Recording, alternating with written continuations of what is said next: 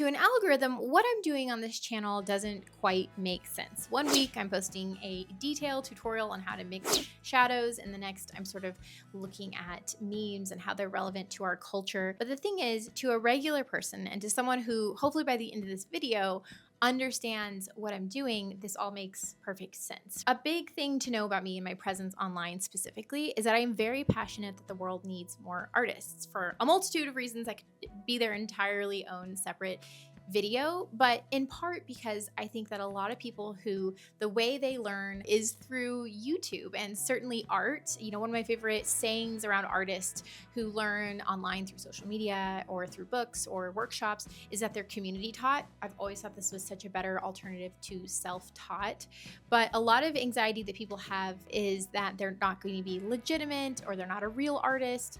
And I'm hoping that by teaching those things online that people walk away more confident and that we have more artists. And specifically, I'm fine if anyone from any background is here, but artists who might financially feel like they are barred from the traditional creative path, going to art school, maybe getting an MFA and living in a big city with lots of connections and being an artist. And I don't mean that to sound glib. I mean that that is typically the way things are done, because people who statistically are full-time working artists typically go that route. And it's super contradictory to what I think art should be. And I'm not alone in this.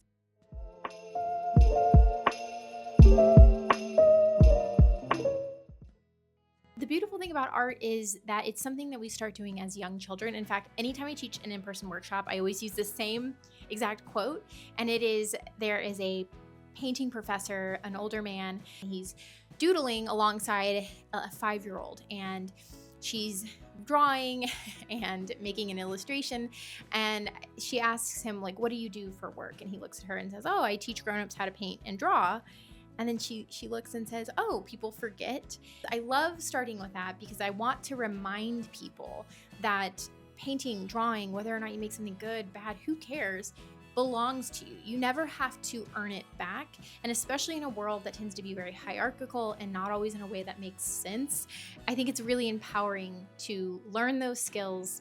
Again, you don't have to have those skills to be an artist, but I do think that having those technical skills and maybe putting you in a position where you can paint portraits or do, you know, XYZ kind of painting while you build up your repertoire is really helpful. And this passion comes from the fact that in the art world, people who come from working class and certainly lower class or poverty backgrounds are very, very underrepresented. I'm certainly not going to be able to answer in today's video why artists from lower and working class backgrounds are underrepresented. Part of the crazy making part of, you know, this aspect of my career is that the arts, whether it's illustration or painting or video game design, are largely a portfolio industry, meaning that it really doesn't matter on paper anyways, like technically, if you went to art school. It doesn't matter, you know, if you learned formally or rather you're self-taught, because if you can put up illustrations and paintings and it speaks to people or it sells or it's a good fit in a gallery or it's a good fit for an exhibition or whatever you're applying for, if you have the portfolio, you have the job. So if art is meant to be one of the most merit and talent driven industries that we have, then why does it feel and why do the numbers show that you have to be born into a certain tax bracket in order to statistically have access to this world? To understand the class gap, first we have to look at the numbers, of course. The studies that highlights this the most is a study out of the UK. They tend to have more data specifically around class. I will say, a little bit of a note right off the top. In the United States where I live, class and race are intertwined in a way that makes it a little harder to get the data. In fact, I personally have the belief, and it is shown in the data, that a lot of the classist sort of policies and barriers that often affect conversations like this are usually targeted towards people of color and specifically Black Americans. And then as someone who I myself grew up below the poverty line, I tend to consider that a form of more like friendly fire. And so it's a little bit harder to sort of find some of these truths, whether or not it's attributed to class or race, specifically in the United States. Those are linked. It's hard to unyoke the two because of the legacy and the history of the United States. I think the UK, because of its more homogenous population, more so than the US in particular, they tend to do more research regarding class by itself because it tends to be, generally speaking, slightly more straightforward than it is in the United States. But the study showed us that in the 1970s, there was 37% of all people working in the arts in the UK were from working class. Now, the definition of working class, poor, all of those things are really tricky. And in the UK, it tends to be slightly less linked to income and more to do with family history and employment. But all of this to say, generally speaking, it's more blue collar type jobs. They can be on the lower pay side of things, but it's not necessarily the case. What I will highlight here when we talk about class in general is think of it as a combination of the prestige of your job, what's in your bank account, and who your social connections are. But today that number is less than 11%, and that's according to the Orion Brook Panic Report. Even in the 1970s, there were still more people from upper class or professional class backgrounds working in the arts, but 40% representation is still pretty good. You're still getting a lot of voices. And anecdotally, this kind of makes sense. I often think about how, in music specifically, it felt like in the 50s, 60s, 70s, 80s, there were a lot more musicians and bands who sort of gained notoriety and traction and success who did have sort of these like working class backgrounds, like the Beatles and Eric Clapton. And in fact, it was kind of more considered like you had more street cred, I guess you could say, if you were from more working class roots. In fact, in several Pink Floyd documentaries, like their background tends to stem from more of the professional classes, and they would often sort of hide that fact to look and fit in a little bit better with the music scene. But all this to say, now it's almost a given that you are from these sort of upper and more professional classes, because 11% today is vastly underrepresented. Jumping back over to the United States, there's a Pew Research study that found that only 10% of professional artists come from families making under $50,000 a year.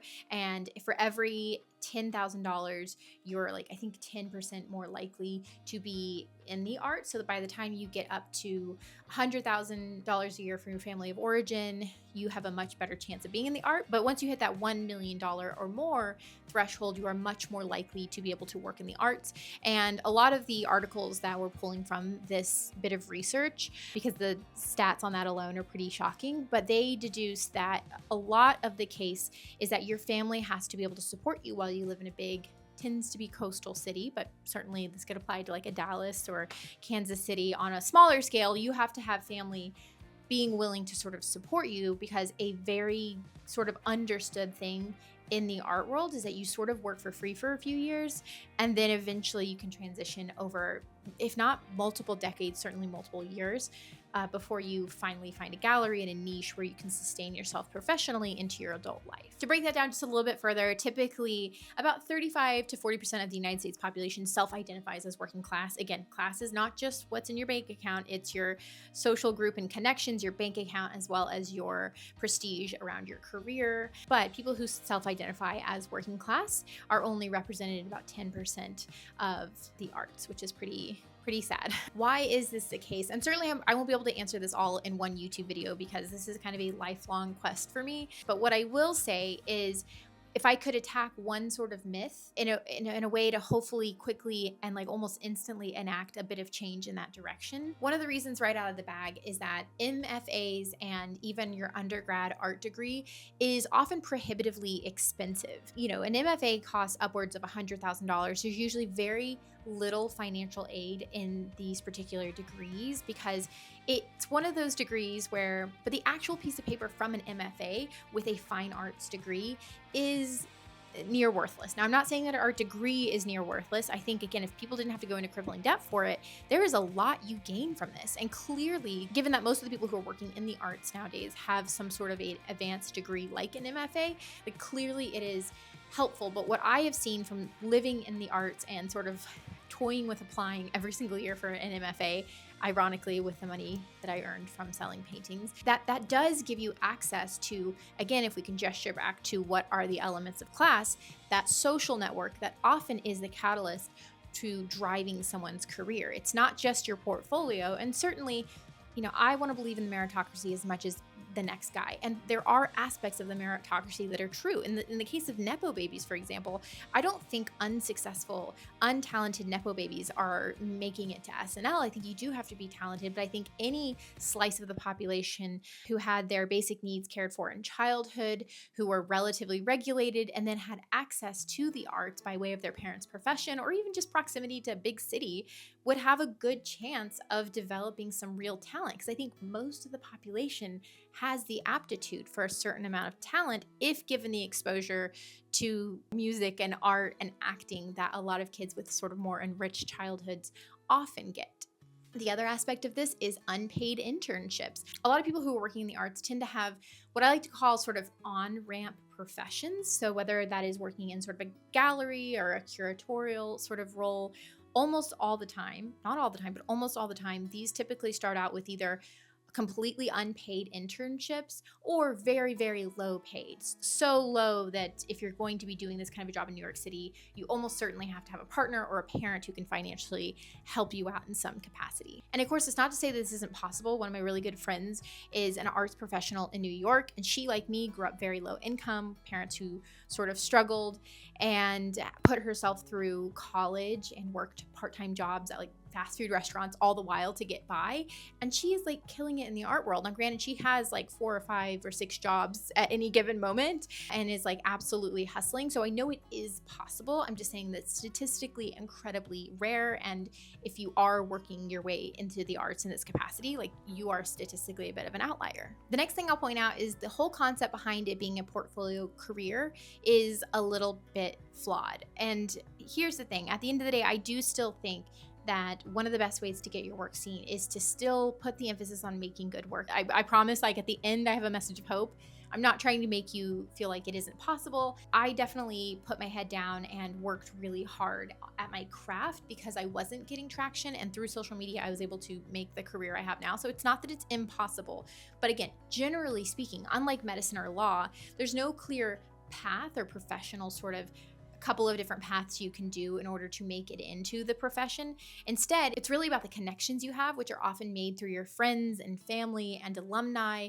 And to double down on this, there was a study in 2018 that showed that 60% of people working in the arts had a close family member who also had a job in the arts. And this can be as direct as your dad is a famous director, therefore you get the opportunity to meet famous producers in music, and there you go. But the other part of this equation that I think gets overlooked is seeing someone really do it, like really make it in the art that you know you can touch, you can ask questions to, also makes it more realistic. Simply seeing it be possible does a lot for you. When I was growing up, my friends' parents who were really making it, and they were like, had, in my eye, and I'm not being glib here, like had made it in life, was my friend's dad who owned a mechanic shop, and the mom was a CNA. Like she had scrubs. And to me growing up, my mom worked in a warehouse, my dad was disabled. Those are, to this day, those are fantastic jobs, and anyone should be proud of that kind of labor.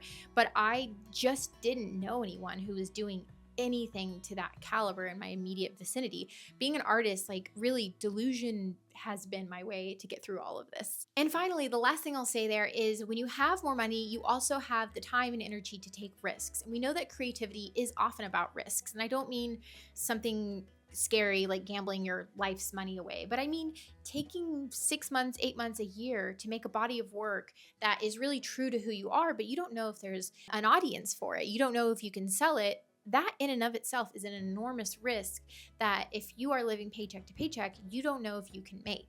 And don't get me wrong, the thing about the art world is most people have worked hard at their craft. Maybe not all, but certainly most. And most people are grinding. It's not easy, even in the best of circumstances, to be an artist. You are making risks. You're putting yourself out there. You're vulnerable. I really don't see very many cases of people who truly don't deserve it.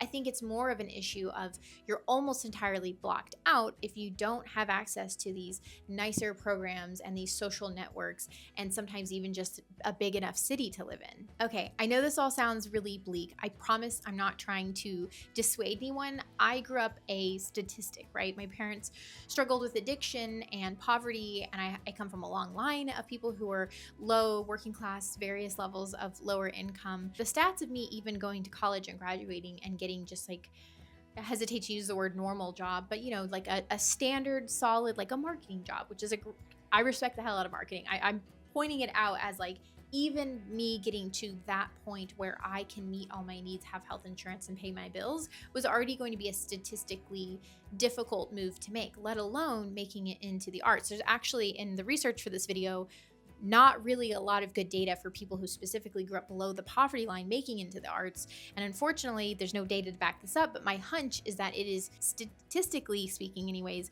probably near insignificant. Not that the people are insignificant or the issue is insignificant, but that the number itself would probably be like a fraction. But it doesn't have to be this way, and it shouldn't be this way. And I know myself and the few other people I know who have a similar background to me who are working in the arts all feel very passionate about turning this around and making it to where it's not like this.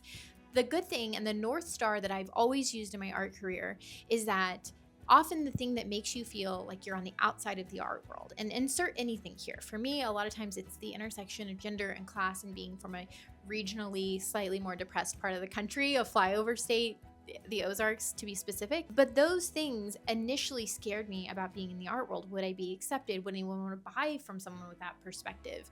Is it too niche? Is it too much of a liability to sort of outreach your hand and say, hi, I'm Sari, I make art around class and gender? Thing is that if you don't see it often represented in the art world, it's usually not a sign to stay away from those things. In fact, quite the contrary. I believe that it's often your invitation into the art world. The beauty and the strength of art in any part of the world, any country, any community, is having a diversity of ideas, right? We are stronger when we have a diversity of ideas. A diversity of ideas and viewpoints and opinions only ever stands to make us stronger and more well-rounded, and to give us more rich experience when it comes to our artwork. So I find the best thing to do is to make art from that perspective. It's been my guiding light whenever I feel like I don't fit in a situation, or when I feel the real friction of my lack of connections and lack of pedigree sneaking up on me. So despite how grim the landscape can seem if you're coming from a lower or sort of working class background,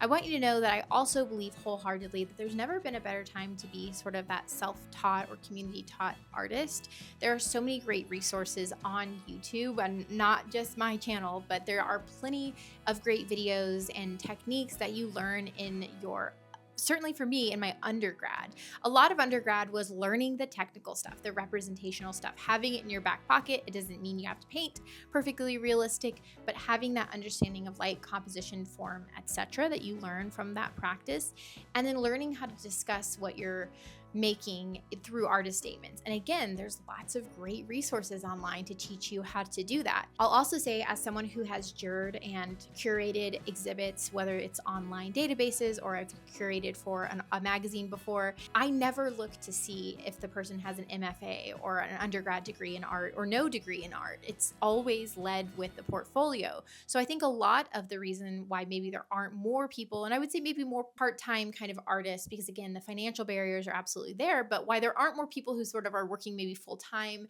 as a CNA or a manager at a fast food restaurant, and then not also sharing their artwork kind of on the side as like perhaps a side hustle, is because a lot of people tell themselves no before they let someone else say no. And obviously there are people who might look at that kind of thing, but everyone that I've met professionally, at least in my corner of the art world, doesn't care what your degree is if you can talk eloquently about your artwork and you can make good artwork, which is subjective, but that is the artist's journey. I can make an entire 20 videos on that. But to what you think, if it feels good to you, if it's the best display of your skills and talent.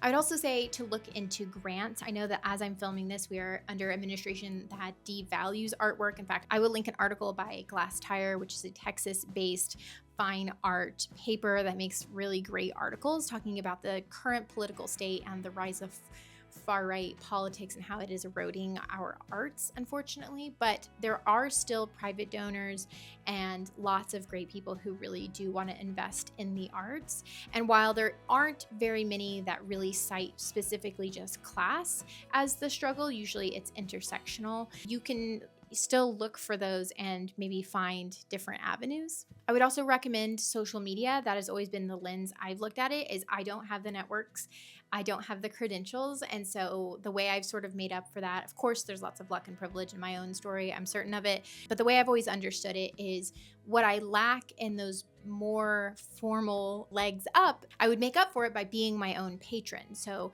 by making an absolutely enormous amount of artwork, and I know that's not everyone's bag, but by making an enormous amount of artwork and sort of branding myself on social media, I have been able to sell sort of direct to my customers, and that allows me to have the time to make the more important and impactful work that maybe doesn't sell, but helps me to find a voice in my background growing up low income. And finally, I would say don't be afraid to take up space. I found it very empowering whenever I started to talk more about growing up low income. I think a lot of us are conditioned to be very ashamed of it, or certainly not lead with it. There's a lot of unfortunate stereotypes about laziness and work ethic and morality and all of those things that unfortunately do come when you are from a lower class background, especially in sort of more affluent and professional class spaces. But I would say that developing that sense of confidence and knowing that the moral and right thing is that we need more diversity of voices. Let that give you a little bit more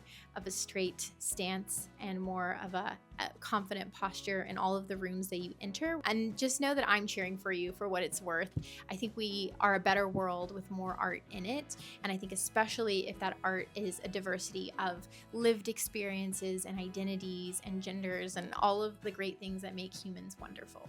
So all this to say, I hope you understand the challenge ahead of you. I wasn't trying to dissuade anyone from wanting to pursue arts, but also know that it's a valiant cause to sort of pursue your arts, even when you feel like the odds are stacked against you. So I hope you enjoyed that video. Thanks for watching. I do have a playlist of, if you want to start painting, you've never painted before, check it out. I would love for you to pick up a brush and start painting, even if you don't become a painter, even if it's just your avenue into becoming an artist of any kind. I would recommend it. Thanks for watching. I appreciate you, and I'll talk to you guys next week.